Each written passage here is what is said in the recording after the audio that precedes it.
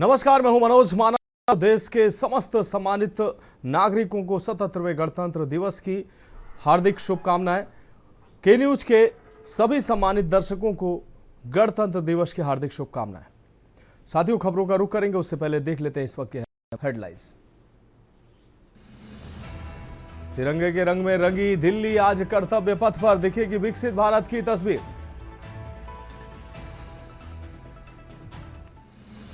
उत्तराखंड के पूर्व सीएम भगत कोश्यारी को पद्म भूषण पुरस्कार, देवभूमि समेत महाराष्ट्र में रही धमक। नकली दवा के धंधे का भंडाफोड़ करने वाली एसटीएफ टीम को राज्यपाल पदक, 137 कर्मी भी होंगे सम्मानित। 27 जनवरी का दिन हमारे राज्य के लिए बहुत महत्वपूर्ण। यूसीसी के 1 साल पूरा होने पर बोले धामी।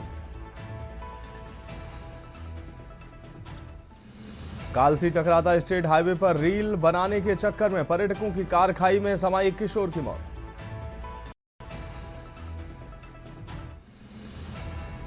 और उत्तराखंड के पर्वतीय इलाकों में हल्की बारिश, बर्फबारी के आसार। मौसम की मार से राज्य में अब भी 31 मार्ग बंद।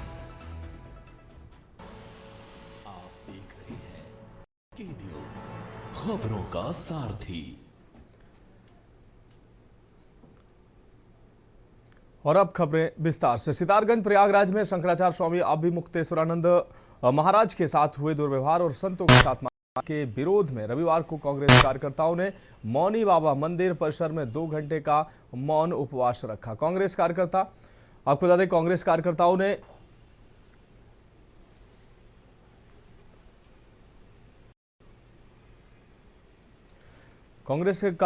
ने उत्तर प्रदेश सरकार पर धार्मिक संस्कृति और सनातन मूल्यों पर प्रहार का आरोप लगाते हुए कहा कि संत समाज को दिशा देने का कार्य करते हैं और उनका सम्मान करना सरकार का दायित्व है। है कि सत्ता के संरक्षण में ऐसी घटनाएं हो रही हैं जिससे देश की छवि धूमिल हो रही है। ममता रानी ने कहा कि भाजपा सरकार की आपको बता दें असंवेदनशीलता को देश की जनता बर्दाश्त नहीं करेगी।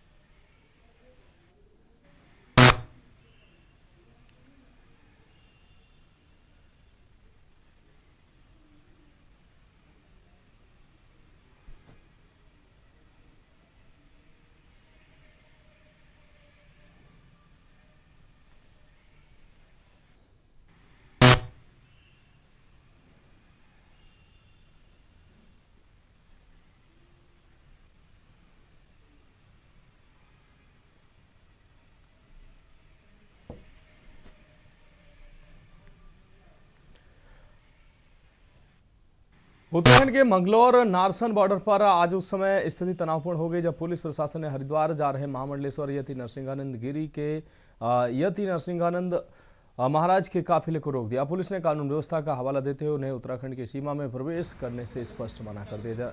जानकारी के अनुसार यति नरसिंहानंद गिरी यूसीसी कानून के विरोध में अपना रोष प्रकट करने के लिए हरिद्वार जा रहे थे। उनका हरिद्वार के प्रसिद्ध सर्वानंद घाट पर 1 दिवसीय सांकेतिक उपवास का प्रस्तावित कार्यक्रम था। जैसे ही उनकी जैसे ही उनका काफिला नारसन बॉर्डर पर पहुंचा, पहले से मुस्तैद पुलिस टीम ने उन्हें आगे बढ़ने से रोक दिया। संभावित हंगामे और कानून व्यवस्था की संवेदनशीलता को देखते हुए नारसन बॉर्डर पर भारी संख्या में पुलिस बल तैनात किया गया। अधिकारियों का कहना है कि जनपद में शांति व्यवस्था बनाए रखने के लिए यह कदम उठाया गया। पुलिस और यति नरसिंहानंद के समर्थकों के बीच तीखी बहस की खबरें भी सामने आ रही हैं। महामंडलेश्वर यति नरसिंहानंद गिरी का कहना था कि वे शांतिपूर्ण तरीके से सांकेतिक उपवास के जरिए अपनी मांगे रखना चाहते हैं। हालांकि पुलिस द्वारा बॉर्डर पर रोके जाने के बाद अब हरिद्वार के सर्वानंद घाट पर होने वाले इस कार्यक्रम पर संशय के बादल मंडरा रहे हैं।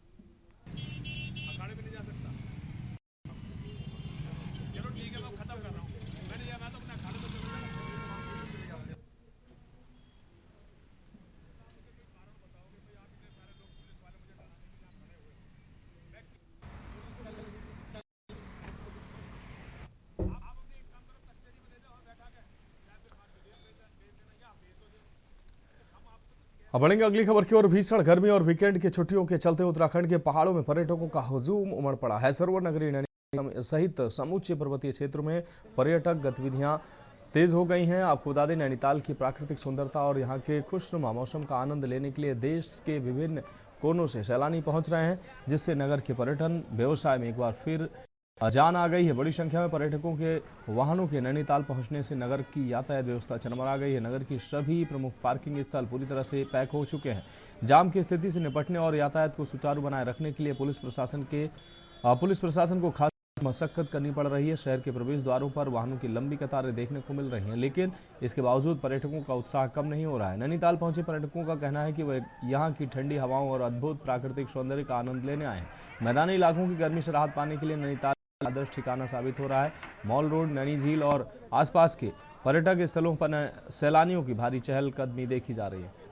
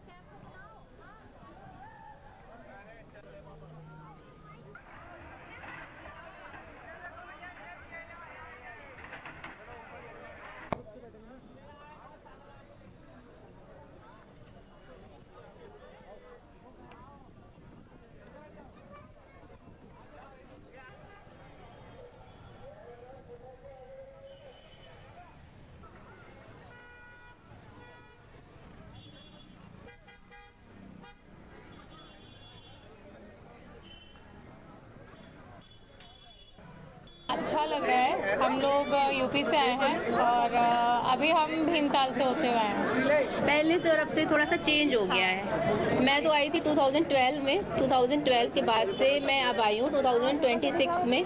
तो अभी ये कि चेंज काफ़ी हो गया है पार्किंग को लेकर के और मार्केट्स को लेकर के।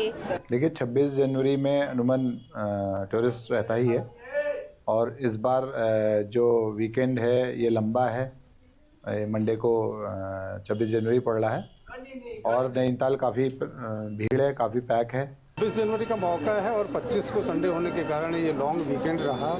कल बर्फबारी हुई है, उसके बाद काफ़ी तादाद में यहाँ पे पर्यटक नैनीताल और आसपास के इलाकों में आ गए हैं। बढ़ेंगे अगली खबर की ओर। अक्सर गांव में पिछले 2 महीने से सस्ते गले का राशन न मिलने से ग्रामीण परेशान है। आज राशन डीलर की आपको बता दें, राशन डीलर की दुकान पर पहुंचने के बाद ग्रामीणों ने दुकान पर पहुंचकर जमकर हंगामा काटा। ग्रामीणों ने आरोप लगाया कि उन्हें पिछले 2 महीने से सस्ते गले की सरकारी राशन की दुकान से राशन नहीं मिल पा रहा है, जिससे उनके सामने काफी खड़ी हो गई हैं। उन्होंने आरोप लगाया कि राशन डीलर अपनी मनमानी कर रहे हैं, जिसके चलते वह राशन वितरण नहीं कर रही हैं, जिनका खामियाजा आम ग्रामीणों को भुगतना पड़ रहा है। पिछले 2 महीनों से महिला राशन डीलर हमें राशन नहीं दे पा रही है, जिससे हमें परेशानी हो रही है।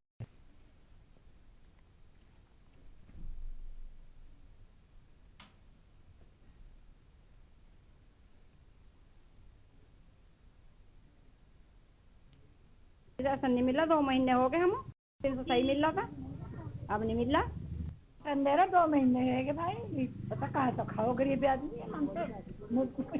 बोला राशन डीलर को हाँ परेशानी जी 2 महीने से हो रही। मैडम हमारे यहाँ करीब 1.5 साल तो कोटा बांट रही, बहुत बांट रही, और अब 2 महीने से इतनी दिक्कत आ रही कि 10-20 औरतें और आदमी रोज आ रहे जी, और दुकान देख कर वापसी चले जाओ, और हम भी परेशान कर रहे हैं। हमारे से पूछते हैं वहाँ और ये कि बबीता मैडम हो भाई, इनो राशन नहीं दे रही मैडम को, और ये बढ़िया राशन दे, वो इनो राशन नहीं दे रही। हम नहीं चाह रहा है, ये इनको ही राशन आना चाहिए और यही हम राशन देगी, और वह पैसे खाने वाली ही हो। 2 महीने से राशन नहीं मिल रहा है यहाँ बिल्कुल भी, और ये मैडम परेशान हो रही है, हमें दे नहीं दे रही।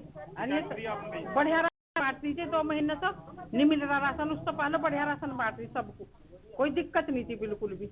आदमी जाना करने वाला धरने वाले को कोटा तो मिलता है, और ये बेचारी सब तो बढ़िया राशन दे।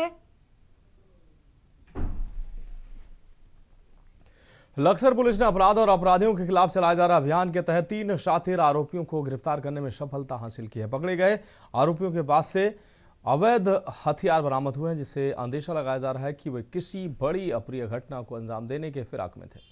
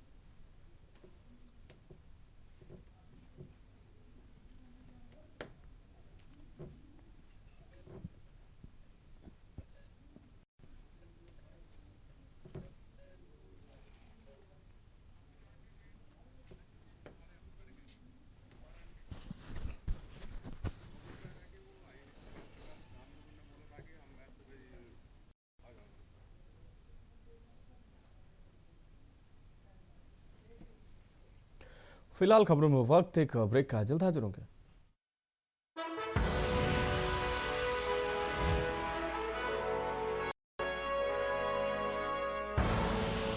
आप देख रहे हैं के न्यूज, खबरों का सारथी।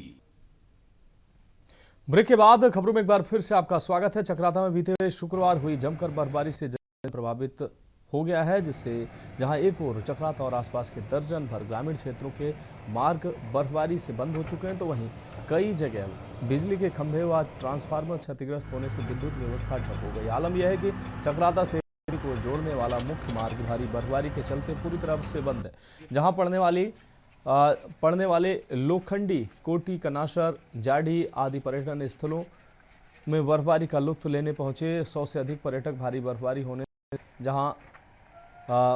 जहां के तहां फंस गए। इन लोगों का कहना है कि वह लोग बीते 3 दिनों से फंसे हुए हैं, लेकिन अभी तक प्रशासन की कोई मदद नहीं पहुंची, जिस वजह से वह लोग न तो यहां से निकल पा रहे हैं और न ही परिजनों से सही ढंग से संपर्क कर रहे हैं। जबकि प्रशासन का कहना है कि विभागीय टीमों की जेसीबी व स्नो कटर मशीनें लगातार सड़कों से बर्फ को हटाकर यातायात सुचारू कर रही है। कुछ जगह दिक्कत है जहां बहुत जल्द राहत पहुंचाई जाएगी, ये कहना है।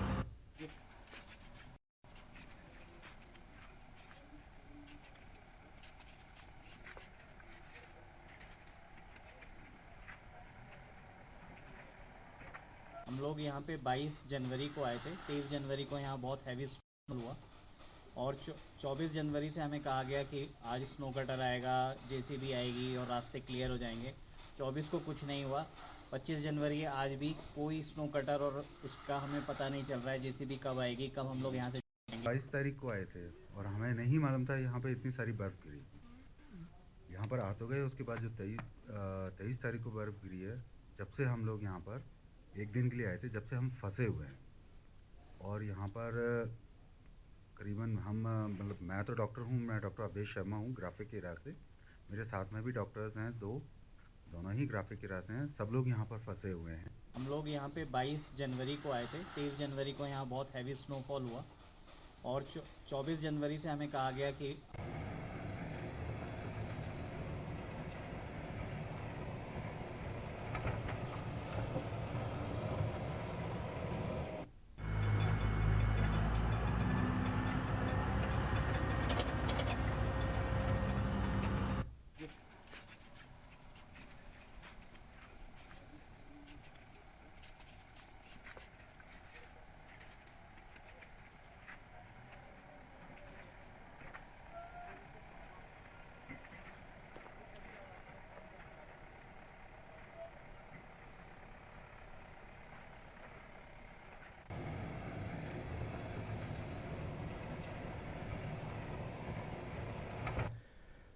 रुड़की के पिरान क्षेत्र के धनोरी गांव में एक जंगली हाथी ने ऐसा तांडव मचाया कि बीते 96 घंटों से ग्रामीण दहशत के साए में जीने को मजबूर हैं।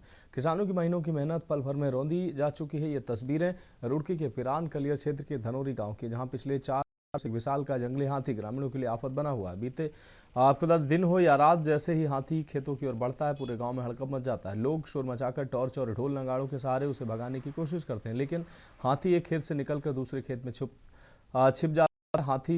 हाथी ने किसानों की खड़ी फसलों को रौंद डाला है। कहीं गन्ना तबाह है तो कहीं गेहूं की आपको बता दें फसल खराब हो रही है। ग्रामीणों का कहना है कि महीनों की मेहनत कुछ ही घंटों में बर्बाद हो गई।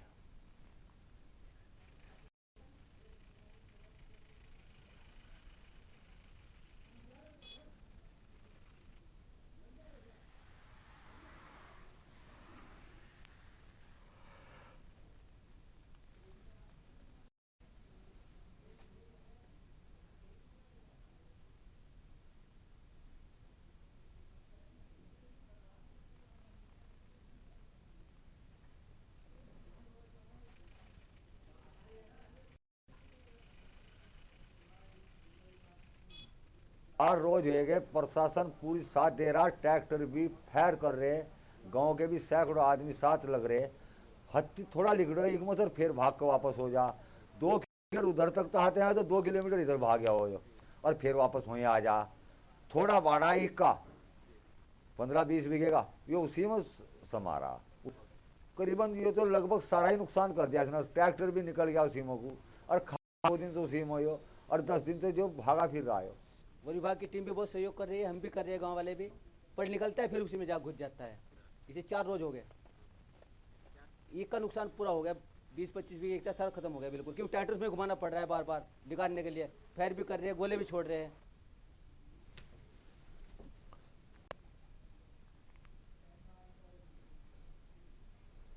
अगली खबर देहरादून से, जहां चारधाम यात्रा को लेकर स्वास्थ्य व्यवस्थाओं की ओर सुदृढ़ करने के उद्देश्य से देहरादून में चिकित्सा स्वास्थ्य मंत्री डॉक्टर धन सिंह रावत की अध्यक्षता में एक महत्वपूर्ण समीक्षा बैठक आयोजित की गई है। बैठक में मंत्री ने कहा कि चारधाम यात्रा के दौरान श्रद्धालुओं को बेहतर और निर्बाध स्वास्थ्य सुविधाएं उपलब्ध कराने के लिए स्वास्थ्य विभाग में चिकित्सकों का एक पृथक कैडर गठित किया जाएगा। इसके लिए शीघ्र ही प्रस्ताव तैयार कर कैबिनेट में प्रस्तुत किया जाएगा। चिकित्सा स्वास्थ्य मंत्री ने कहा कि यात्रा मार्गों पर तैनात चिकित्सकों और स्वास्थ्य कर्मियों की उपलब्धता सुनिश्चित करना सरकार की प्राथमिकता है।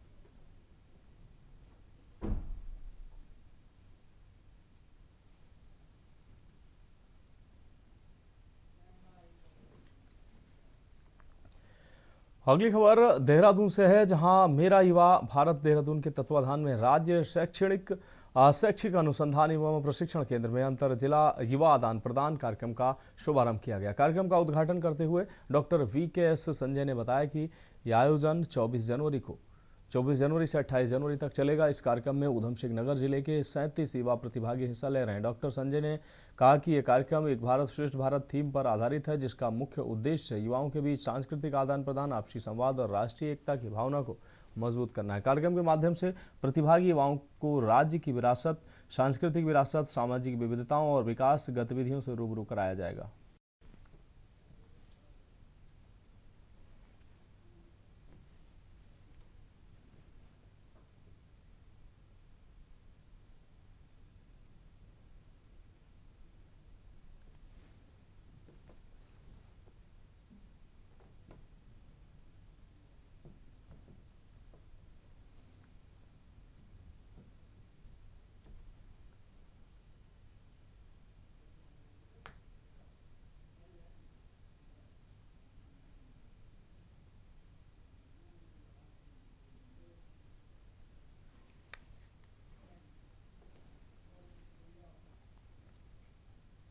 बढ़ेंगे अगली खबर की ओर। खबर काशीपुर से, जहां उत्तराखंड भाजपा में अनुशासन की मर्यादाएं उस वक्त आर पार हो गई जब गदरपुर विधायक और पूर्व मंत्री अरविंद पांडे को मिले अतिक्रमण के नोटिस ने पार्टी के भीतर छुपे अंतर विरोधों का ज्वालामुखी विस्फोट कर दिया, जिसके बाद काशीपुर से लेकर गदरपुर तक सियासत के गलियारे अपनों के ही जुबानी हमलों से दहक उठे। इस सियासी घमासान में काशीपुर के महापौर दीपक बाली ने मोर्चा संभालते हुए सीधे अरविंद पांडे की भाजपा के प्रति निष्ठा और वफादारी को ही कटघरे में खड़ा कर दिया। लेकिन इस विवाद ने तब और भी नाटकीय मोड़ ले लिया जब पूर्व विधायक प्रत्याशी गगन कंबोज ने महापौर बाली के खिलाफ ही ताल ठोक दी और उनके आरोपों का जवाब बड़े ही विस्फोटक अंदाज में देते हुए खुद की गलतियों को पाप करार दिया।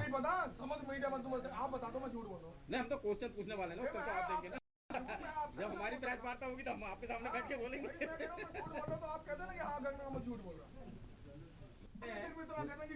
जनता ने आपको गगन जी कल को अगर अरविंद पांडे काशीपुर से चुनाव लड़ते हैं क्या आपका वो रहेगा? किसने चुनाव बताएंगे वो? गगन जी बताएंगे, वो बताएंगे। गगन जी कल को अगर अरविंद पांडे, एक मेरा सवाल है, अभी का परिवार अभी इसमें जांच कर रहे हैं, जांच किस लिए होती है? SIT क्यों गठित हुई है? ये तो हुई है ना। कोई भी, मैं आपके माध्यम से कह रहा हूँ, कोई भी निर्दोष जेल नहीं जाना चाहिए। अगर कोई भी एक भी दोषी तो वो बचना नहीं चाहिए आपको। फिलहाल खबरों में अभी के लिए मेरे साथ इतना ही। मुझे दीजिए इजाजत और आप देखते रहिए के न्यूज इंडिया।